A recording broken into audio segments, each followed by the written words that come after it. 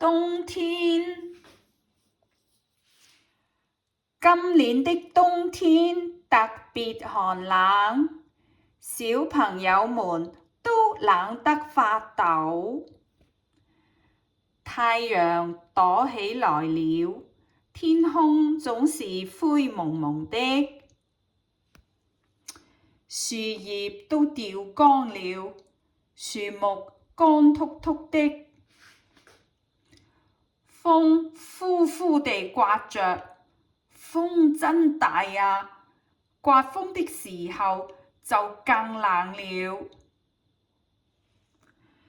還經常下雨和下雪。下雪了，大地一片白茫茫的，真美啊！雪花在空中飄着，像一朵朵小小的棉花糖在飛舞。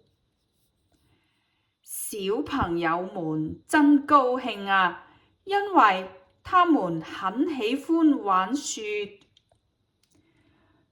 在外面玩的時候，小朋友們可要穿得暖和點。我們穿上厚厚的大衣，戴上毛茸茸的帽子和手套。小朋友戴上軟綿綿的耳套，耳朵真舒服啊！換上笨重的雪地靴，踩在厚厚的雪地上，咯吱咯吱，聲音真好聽啊！小朋友們最喜歡堆雪人了，看，這雪人多可愛！同學們常常在課間休息時候玩打雪仗，真開心啊！小朋友們也非常喜歡滑雪板，從山坡上像小鳥一樣飛下來。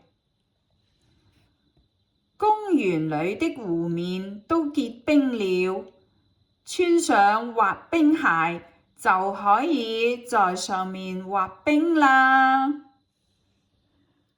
放運動假的時候，很多小朋友和家裏人一起去滑雪哦。冬天真是很多小朋友最喜歡的季節呢。